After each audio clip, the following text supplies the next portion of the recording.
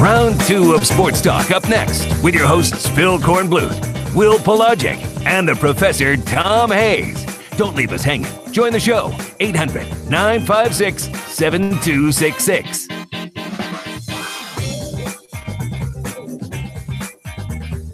Okay, we're back. Sports Talk, South Carolina Radio Network, here on a Tuesday night from Columbia and from North Augusta. Phil Kornblut, the Professor Tom Hayes here in downtown Columbia. Will Pelagic over in North Augusta. To him in just a moment for an update on Clemson and Georgia.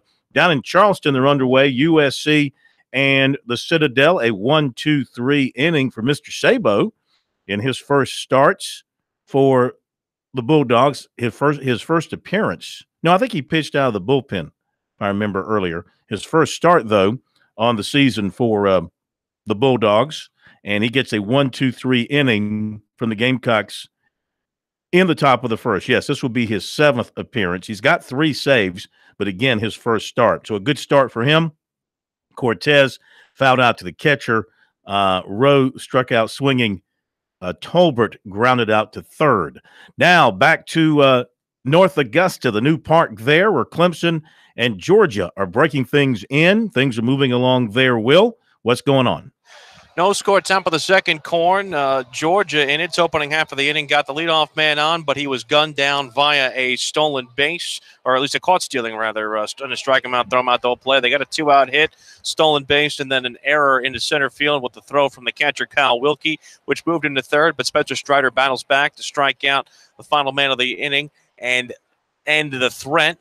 Clemson in their half of the inning, Keir Meredith, who, again, is playing in just his 4th game so far this season, got hit by a pitch for the 3rd time in the first 4 games to lead off. He also stole second base. Seth Beer, who came up with him at second base, hit a rocket in a right field, but the right fielder, in a nice recovery, Mount Curry did, after slipping down on the grass there to make the catch basically on his knees to end the threat for Clemson. No score in the second. Runner at first, 1 out. Strider has struck but the third one he struck out, advanced to first here in the second inning on a drop third strike. So 1 out, 1 on, and still no score between Georgia and Clemson. All right, very good. Thank you, Will. Back to you in a little bit, and we'll be updating some other scores for you here momentarily. Let me get back to the recruiting report. Got a lot more news to get to. So we were talking about Gray Collegiate. We were talking about Jalik Felton. And going back to Coach Dion Bethay and the coach at Gray Collegiate, a couple of more notes from there. He tells us that Juwan Gary, his 2019 standout, he's been busy with his AAU schedule, has not scheduled any official visits. New Pitt coach Jeff Capel, who had interest in Gary while at Duke, recently got in touch. He also said Villanova has expressed interest in his 2019 point guard Tommy Bruner. He's also heard from new East Carolina coach Joe Dooley, and USC also remains strongly interested in Bruner. Of course, South Carolina is also involved with Gary as well as is Clemson. Point guard Trey McGowans of Hargrave Prep in Virginia picked up an offer from Seton Hall. Now to football. And 2020 offensive lineman Isaiah Walker of Miami tweeted out a heads up to the Gamecock community today about some coming news, as he put it. Then we were able to reach him, and he said that his news is he plans to announce his college commitment at his spring game in mid-May. Now, he did not say to whom he is committing, but it is known from past conversations that USC has been strong with him since offering him and appears to be in good shape at this point. He also has offers from Florida, South Florida, Kentucky, and Jacksonville State. So at this point, I'd say that looks pretty good for South Carolina. USC's in the top 5 with defensive lineman C.J. Clark of New London, North Carolina. The others are North Carolina, NC State, Tennessee, and Georgia. USC target defensive back Chris Steele will take officials to Oklahoma and LSU the next 2 weekends. He told 24/7 Sports he'll also visit Florida June 8th, and he'll set a visit with Southern Cal. Now, he's undecided on a 5th official. He does plan to return to USC for an unofficial visit. He was at USC back in March for a visit and really liked it. And, of course, he is good friends with Ryan Helinski, the Gamecocks' recent commitment from out there in California. They don't go to the same school. Steele is from Bellflower. Helinski is from Orange Lutheran. Steele is teammates with the linebacker who visited Clemson the other day from out in California. Is that Don Bosco? Spencer Lytle. Is that the school, Don Bosco? Yeah, okay. Bellflower, Don Bosco Prep, yeah. Speaking of Spencer Lytle, who was at Clemson to wrap up several visits that he made during his spring break week. He saw Wisconsin and Notre Dame and Illinois as well. Clemson on his favorite list right now after visiting in March, and even stronger with him after the visit that went down the end of last week. And he said the visit went great, saw some more things with the campus facilities, went to player meetings, went to practice. He talked to Sweeney. He talked to Venables. He said that, feels like Clemson really, really wants him, is making him a priority. And so that one seems to be moving well for Clemson, but as far from done. He said he spent an hour and a half with Sweeney. So he said right now, Notre Dame, Texas, Wisconsin, Texas A&M, Cal, TCU, and Clemson stand out the most in no order. And his decision timeline will stretch from the end of spring practice on May 16th into September, sometime in that time span. Offensive lineman Andrew Kristofic, 6'5", 255, Gibsonia, Pennsylvania, heavily recruited prospect. Clemson, Notre Dame, Ohio State, Wisconsin, Indiana, Maryland, Michigan, Michigan State, Pitt, Mississippi State, Boston College, Florida, Georgia, Nebraska, Virginia Tech, Virginia, others, all on his offer list. He recently visited Notre Dame. The Irish appear strong with him, but he was at Clemson for 2 days, the end of last week. The Tigers made a strong case for him as well, and he said that he had very high expectations going into the visit, and Clemson exceeded those expectations in every way. So the Tigers are pretty much in this one as well. It was his final visit, and now he's trying to make his decision from a top 4, Clemson, Notre Dame, Ohio State, Wisconsin, in no real order, he said. He does not have a set timetable. He's just going to take his time and think about it, and when he's comfortable, he'll make his announcement. Emerald tight end Luke Deal has set an official to Auburn for April 28th. He was at NC State this past weekend. He liked it. He liked Coach Duran. He said they're definitely one of his top schools. This weekend coming, he'll visit Michigan. Then he'll go to Notre Dame official April 16 through 18. Then Ohio State official April 20. Clemson offered running back Chez Malusi, Naples, Florida, who visited on Sunday and Monday. Some of his other offers, USC, Notre Dame, Southern Cal, Boston College, Arizona, Kentucky, Miami, Pitt, and Nebraska. USC commit quarterback Ryan Helinski will play in the Under Armour All-American game. USC Clemson target linebacker Kalen DeLoach going to announce a short list sometime today, at least a short list of 9. USC target linebacker Trey Wilkins was offered by North Carolina and Indiana. Irmo running back and receiver Kendrell Flowers committed to Wake Forest today. So he goes ahead and makes his commitments. And I think we have covered our recruiting for now, unless you have something pro that you want to add. Well, I will add this as a suggestion. Oh, you have something? Yeah, as a suggestion to those guys out there. A maximum of 5 and then narrow it to 3. These 9 schools, come on, people, please. Yeah, I'm with you on that. I mean, to announce that I'm cutting it down to 9 is, ludicrous. I mean, just keep it to your – well, of course, from a reporting standpoint, I don't really mind it, but I would think that you should just wait and put out maybe your 5, and then if you want to cut it down to maybe 3 or 2, and then put your announcement out there. And the key thing is this, because people say, well, variety is the spice of life. You got so many choices. No. But if you narrow it down to 5, then to 3, you get to know the staffs and your position coaches a little bit, or potential position coaches a little bit better.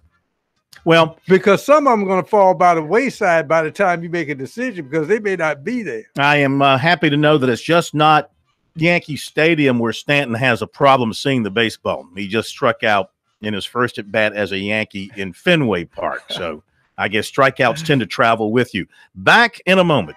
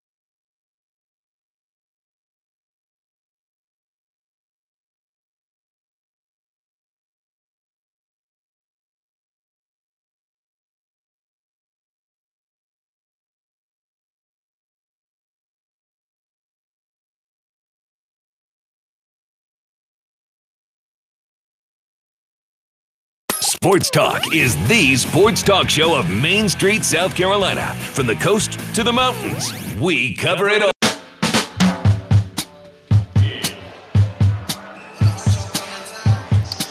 Welcome back to SRP Park in North Augusta. Sports Talk, South Carolina Radio Network. Will Pelagic here with you. We now have the answer to a trivia question. The first home run at SRP Park belongs to someone wearing a Tiger paw, and that is Drew Wharton of the Clemson Tiger baseball team. In opposite field, 2-run homer to give the Tigers a 2-0 lead here in the bottom of the second. The inning started on a RBI or a leadoff single to center field by Robert Jolly. He worked himself a very deep count, as he has been known to do over the course of his Clemson career, and then Wharton comes up with the opposite field shot that basically hits off of the aluminum railing that is beyond the left field wall. The way that the walls here are, again, very, very high, as we said. I would say they're about 10 to 15 feet high. So, again, not necessarily one where a fielder can go up and actually get the baseball, but it hit off of the aluminum railing above the yellow line where the left field wall is beyond here at the SRP Park. 2-0 Clemson, 2 out, bottom of the second inning, and the Tigers lead, Corn.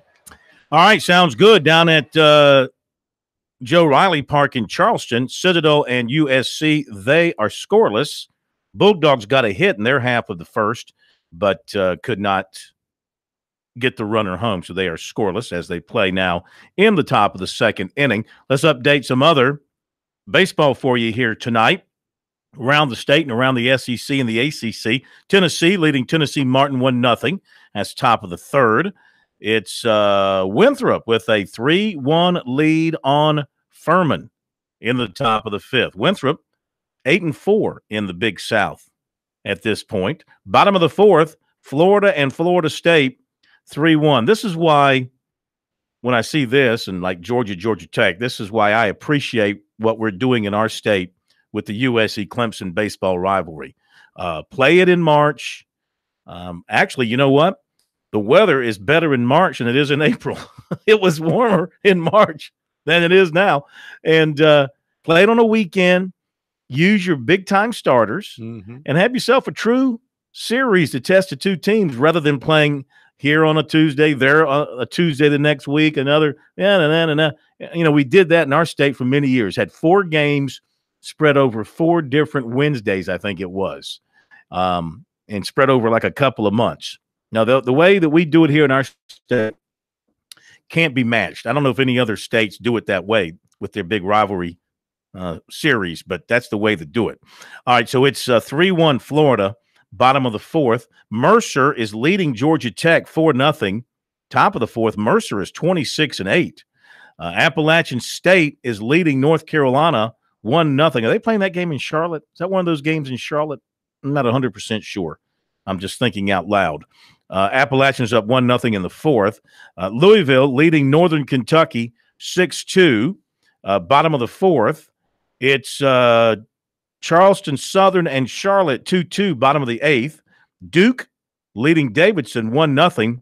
Bottom of the fourth. Duke a loser last night to Wake Forest and Winston-Salem. USC Upstate leading UNC Asheville 5-0. Top of the fourth. Kent State leading Pittsburgh 3-0. Top of the fifth. Coastal Carolina, speaking of Wake Forest, Coastal Carolina 23-11 with a 3-0 lead, bottom of the fourth, over Wake Forest. So you're up to date on that. Now Clemson has added another run against Georgia. Tigers are now up 3-0. Green has homered for the Tigers. He has been red hot with the bat here of late. He homers down the left field line on a 3-1 pitch, and Clemson is up now 3-0 over Georgia. This Clemson team, Pro, there's nothing embarrassing about losing to NC State when you think about being swept at home, and we all sort of said, what's going on with Clemson here? But then the Tigers bounced back and went to Louisville and won that series, and they've been rolling on ever since. But that's more of a compliment to what NC State has this year rather than an indictment of Clemson. And NC State has always given Clemson fits, even when Clemson's had some of their best teams. It seems that those two really carried the Textile Bowl into the baseball diamond. Okay. Mm-hmm. I guess you could say that if you wanted to, though the I thought Textile maybe Bowl you- has pretty much died out. I thought you may be in shock that the Red Sox have taken a lead. No, but you don't win a game against the Yankees in Fenway by scoring 1 run. But they're knocking Severino around pretty good here so far. That's troublesome on my part. Let's see. USC Citadel, they remain scoreless. They're playing now in the they're in the top of the second, and they're going to the bottom of the second now. It looks like Hogan struck out to end the top of the second, so they are scoreless as they go to the bottom of the second. Kerry Tharp will be here in a few minutes. Kerry Tharp, president of Darlington, will get his take on the NASCAR weekend out in Texas. A couple of things I want to mention. Golden Spikes Award watch list came out today. It's a lengthy list. Looks like it still has about maybe 40 or 50 guys on it. Seth Beer from Clemson is on that list, the only Tiger and the only player from the state of South Carolina on the list, as far as I can tell. Don't see anybody from USC. Don't see anybody from Coastal Carolina. The SEC today announced the league basketball matchups, home and away, no dates, but home and away for next season. So Clemson will play home and away against these 4: Florida State, Georgia Tech, Pitt, and Syracuse. They will play home games only against Boston College, North Carolina, Virginia, Virginia Tech, and Wake Forest. Road games only: Duke, Louisville, Miami, Notre Dame, NC State, unless the NC State team is abolished. So you look at this. Of course, the Clemson team should be pretty good, and you're getting home games against, let's see, 1, 2, 3, 4, 5 tournament teams from last year. You're going to get home games, and then you flip it around, you're going to get road games against 1, 2, 3, 4, 5. Notre Dame make the tournament? No. They make the tournament? All right, so that'd be 5 games against teams in the tournament. What always jumps out to me, first thing I look for, do they play North Carolina in Chapel Hill? They do not. So the streak will live on at least until 2020 because they would play in 2019. I'm talking about calendar year 2019. So the streak will live on at least until 2020. That would be a good year to break the streak. Think about it. Just the year 2020. You know, it just has that round feeling to it. So Clemson will not play in Chapel Hill in the next basketball season. And, you know, Sports Illustrated has this little paragraph in its scorecard section called Sign of the Apocalypse. Okay. Like the end of the world in sports. Well, here's another sign of the apocalypse. Can you believe this? The Zurich Classic of New Orleans, working with the PGA Tour, announced today it will be the first PGA Tour event to feature walk-up music. Walk-up music. Each two-man team, now they go to a different format. They have these two-man teams. So each two-man team will have an opportunity to select their walk-up song to be played on the first tee as they are introduced for the final 2 rounds of play on Saturday and Sunday. Okay. That would not be the sign of the apocalypse. The sign of the apocalypse. No, this is, to me, this is a walk-up music at a golf tournament on the PGA Tour. The sign of the apocalypse would be if they had walk-up music at Augusta National. Then we are talking apocalypse. Well, yeah, you're talking extreme. Yeah, really. But I'm talking about just in New Orleans is bad enough. I mean, come on. Is nothing sacred anymore in sports? Oh, no. I mean, seriously. No, Have we gone so crazy in trying to entertain the masses with anything but the actual sport that we've got to have walk-up music now for golfers as they approach the tee? It makes no sense. It doesn't. I can't believe the PGA Tour is going along with this. Are they that desperate? I mean, just tell everybody Tiger's playing, whether he is or not, and that'll have them excited about an event. and that'll spike your ratings. Good gracious. Back in a moment.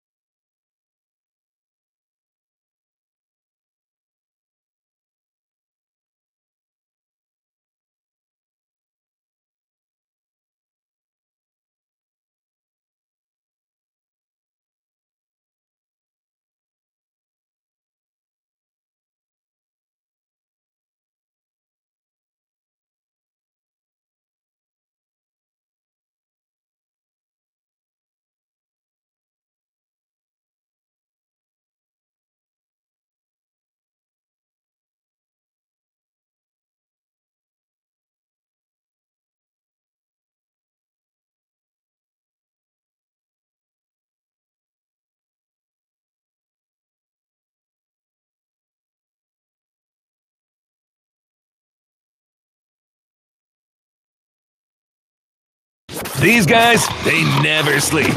Check them out on the web at SportsTalkSC.com. Now, more of Sports Talk on the South Carolina Radio Network. Welcome back to SRP Park in North Augusta. Will Pelagic here with you. The Clemson Tigers and the Georgia Bulldogs playing their first of two non-conference matchups on successive Tuesdays against each other. We sit here on the top of the third inning. Where last left you, Drew Wharton headed a two-run opposite field home run to give the Tigers an early lead. They've added to that lead since then in that same inning as Jordan Green knocked one off the fair pole in left field to give Clemson a 3-0 lead. Spencer Strider is now trying to negotiate his way out of some very deep trouble here in the top of the third after the first two have walked after a single and a passed ball as well as another walk.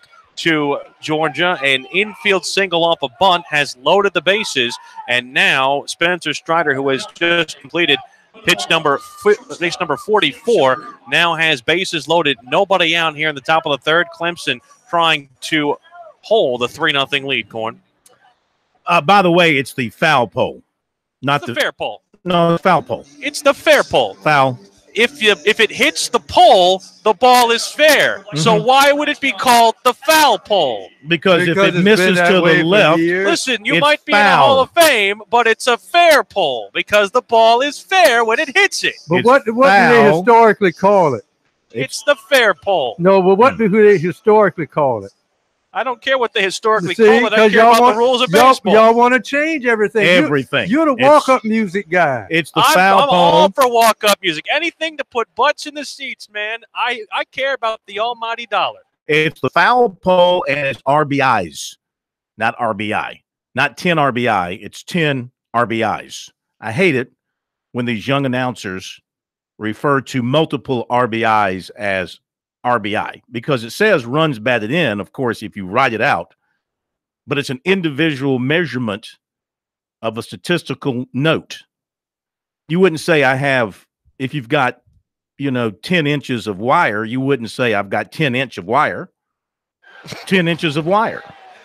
10 RBI. No, sir. That is correct. Forbidden. That is forbidden on Sports Talk. For you, maybe. No, it's for everybody. It's forbidden. Why did they change it? I don't understand. Because ESPN started saying it. ESPN started doing it. And all these young guys like Will coming up out of the crib going, oh, well, that's how ESPN does it. I'm going to do it that way one day when I have a microphone in front of me. I'll be just like Chris Berman. Let's go to Kerry Tharp here on Sports Talk, the president of Darlington Raceway. That's right. When you have a race to the finish at Darlington and you win by 2 inches, you don't win by 2 inch. You win by 2 inches. Absolutely. And I must agree with you, Phil. I've never heard it called the fair pole. That's right. Everybody wants to change things. Everybody wants to change things today, KT, as if it ain't good enough for them. Yeah, well, I tell you what, it's the foul pole. It's RBIs. We could have we'll save this conversation for later. But yeah. When Ricky Craven beat Kurt Busch to the line back in 2003, he beat him by a mere inches, not a mere inch. That's right. Exactly right. Good to have you with us. We gave you the week off last week because of the holiday, so I hope you enjoyed yourself. And there were not inches involved in the measurement of the victory margin at Texas, another runaway. We need some close finishes here. NASCAR needs to get back to its old stuff and tighten these things up.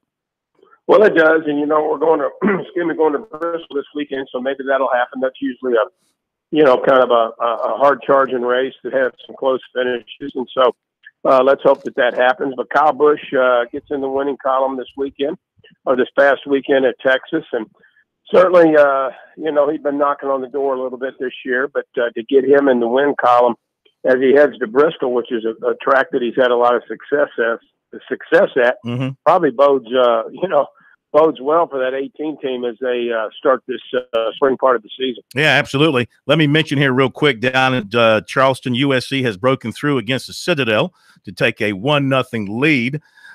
What do you think of the overall weekend at Texas, the race, anything in particular kind of jump out at you? I tell you what, to mention here that has to be, if you're pulling for this team to do well, to see Bubba Wallace get a top 10 finish on a non-restrictor plate track, that has to be encouraging.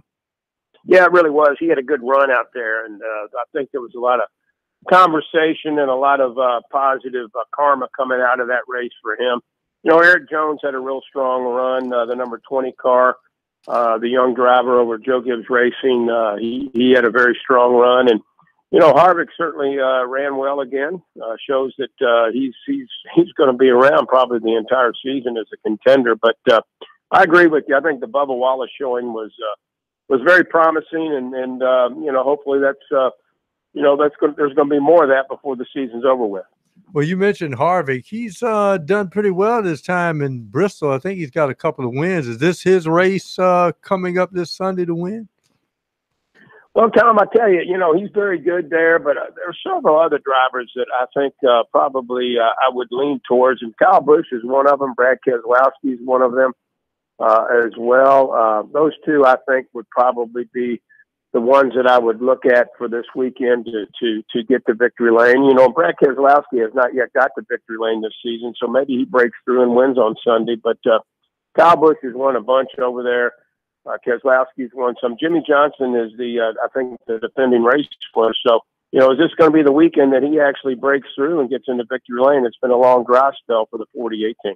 Well, and they were talking about it on the broadcast on Fox, and I mean, they're talking about a rivalry here, Harvick and Kyle Busch developing a pretty good rivalry here moving forward. Both teams, of course, running well this year.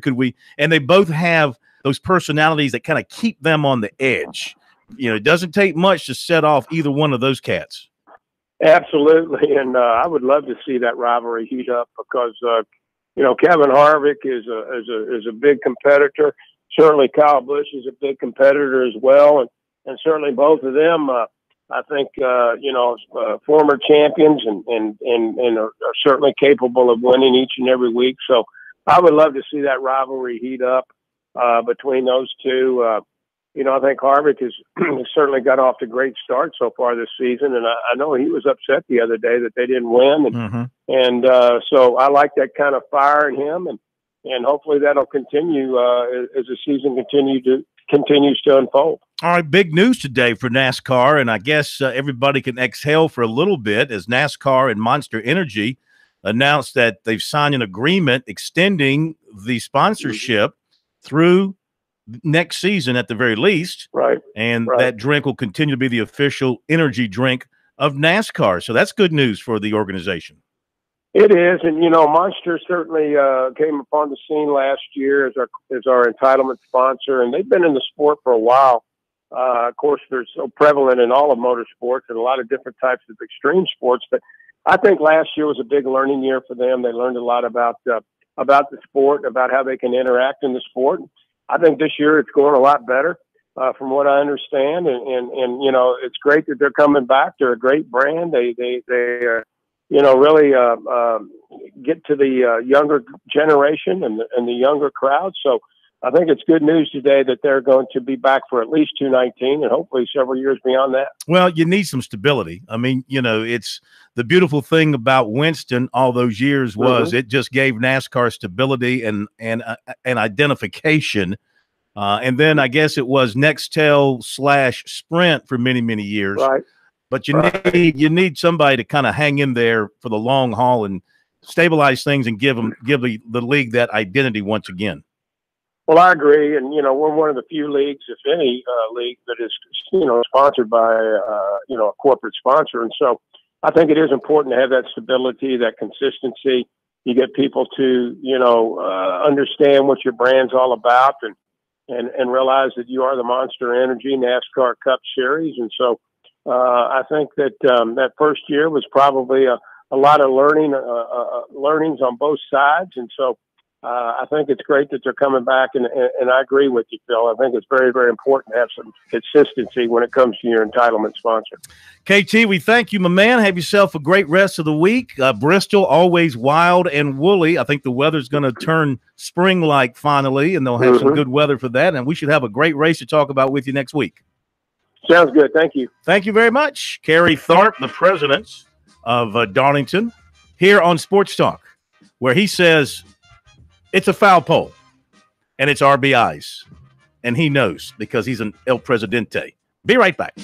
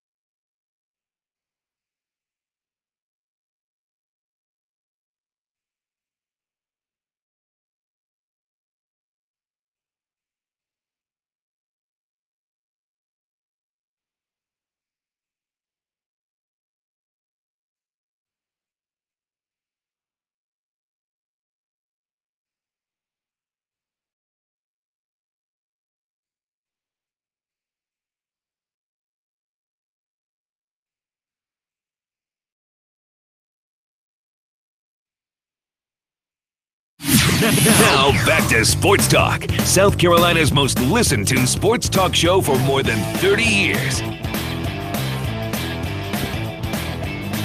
Top of the third here in Clemson, in the lead that was once 3-0, now gone, as Georgia has put up a 5-spot here in the top of the third inning.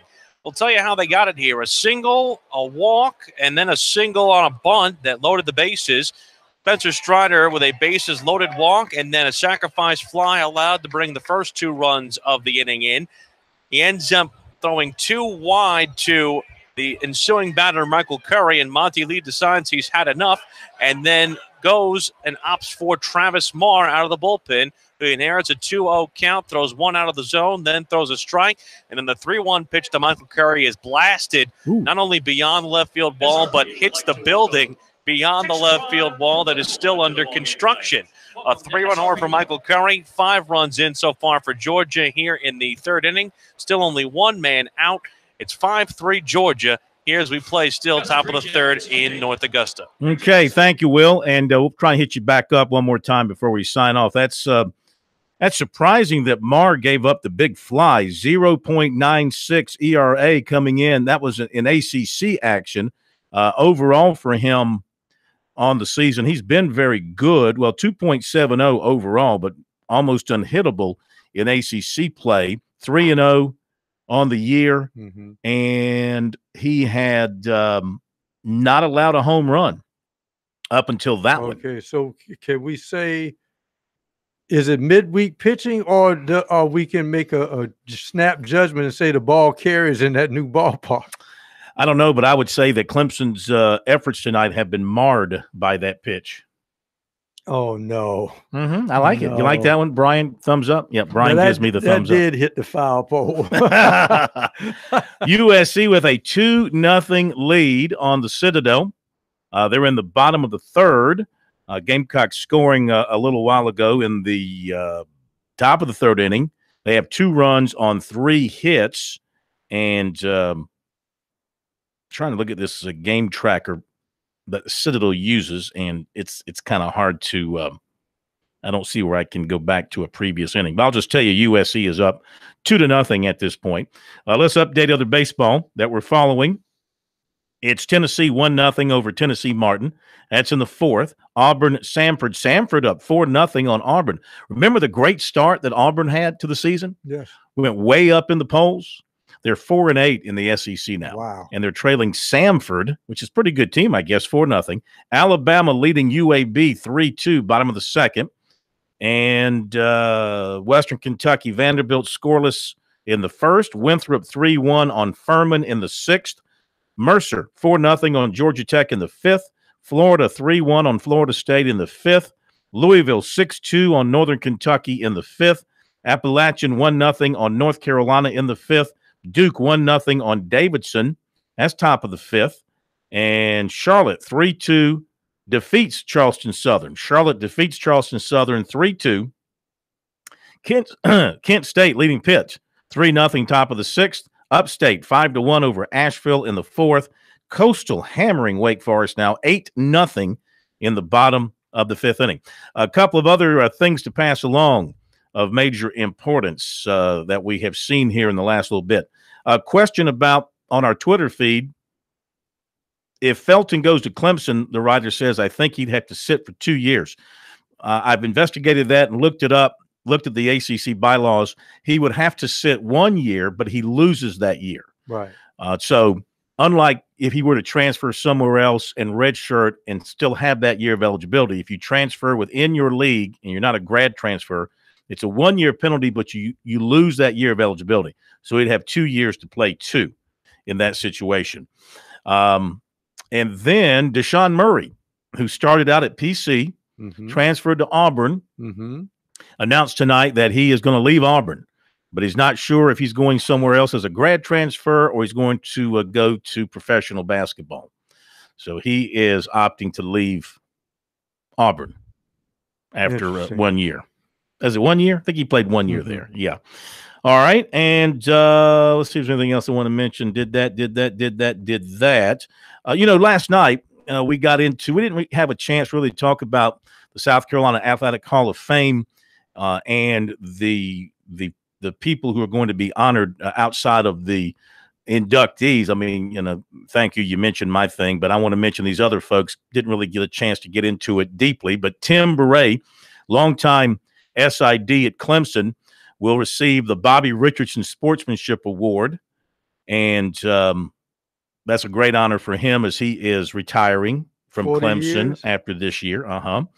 Sam Weich is going to receive the Willie Jeffries Ambassador for Sports Award. So that's big. Louis Sossaman from Gaffney, he'll receive the Doc Blanchard Athlete Citizen Award. So he certainly deserves that. And Paul Kennemore receives the Dom Fushi Leadership in Action Award. So congratulations to all those folks. Man, I sure hope Ray Allen shows up. I'm sorry, I'll have to become partisan fanboy if Ray Allen shows up. Okay. I'm getting me a picture with Ray Allen. Well, he came in late, but got your Celtics one championship. He got a ring. We should have had two. Should have had at least two, but he got us one. Helped to get one. Of course, Casey Manning going in. Love Casey Manning. His story is a fantastic story. It should be written one day. Somebody should write a book about Casey Manning one day. Just, the things that he did, the barriers he broke down. Big time. More than just basketball, Casey Manning. More than that. Kenny Washington from UCLA and Beaufort going into the Hall of Fame. Big time forward. Remember that? UCLA. Yeah. Clemson wrestler Sammy Henson, who was great in his day when Clemson had a wrestling program. Former USC baseball star Drew Meyer. South Carolina State's Sam Goodwin. And marathon swimmer Kathleen Wilson from Charleston. Those are the most important people. Those are the ones actually going into the Hall of Fame based on their athletic ability. Drew Meyer. First thing you remember. Turning down the Dodgers. The gloves in the back pockets. Oh, that too, yeah. But he also turned down $1 million, right? Yeah. If I remember, in high school to sign with South Carolina. Now, tomorrow night, a reminder that Dave Dickerson, the new basketball coach at Upstate, will be with us. Look forward to having him with us. Eddie Payne did a good job at Upstate. And, of course, Jerry Waters, when he was there before Upstate became an NCAA-level program, won a national championship with a tremendous team. NAIA national championship, USC Mike Gibson. Spartanburg Rifles. USC Spartanburg Rifles, a guy named Mike Gibson, a guy named James Holland on that team, and they were special. They were special good. And that was back when the state of South Carolina, did we go back-to-back with College of Charleston and USC Spartanburg? They were very near one another winning national championships. I almost thought that Spartanburg won 2 and then Charleston won the 3rd. I'm not sure. No, Spartanburg only won one, to my recollection. Yeah, but College of Charleston was very, very close. All right, let's go back to Will one final time. Let him sign off himself from North Augusta. See if there's anything new in this ball game. Nothing new, Corn, although Travis Marr has escaped the 3rd inning after Georgia plates 5 in the inning. Again, after the bases-loaded walk, a sacrifice fly, and a 3-run homer, 5-3. Clemson's gotten all of its runs via the long ball as well. A homer off the pole by Jordan Green, and then the 2-run shot before that by Drew Wharton. They come to bat here in the bottom of the 5th with Logan Davidson leading things off. Davidson, Beer, and Williams will start things off for Clemson, and a chance to try and get back after a 5-3 deficit from the opening part of this 3rd inning. Okay, Will, enjoy the game there. Sounds like you're having a blast. We'll see you back here tomorrow night. You can rest up before you go down to Harbor Town. Will do, Corn. Don't eat too much. Ha! That's a joke. All right. USC and the Citadel, they're in the top of the 4th. 2 are outs. Gamecocks have a runner on second. They continue to lead the Citadel 2-0. What is this? What is this in Fenway? 4-0 Boston. Oh, jeez. We look like a minor league team sometimes. We really look like a minor league team out there sometimes. Very disappointing. Thank you, Brian. Everybody have a great night. We'll see you tomorrow.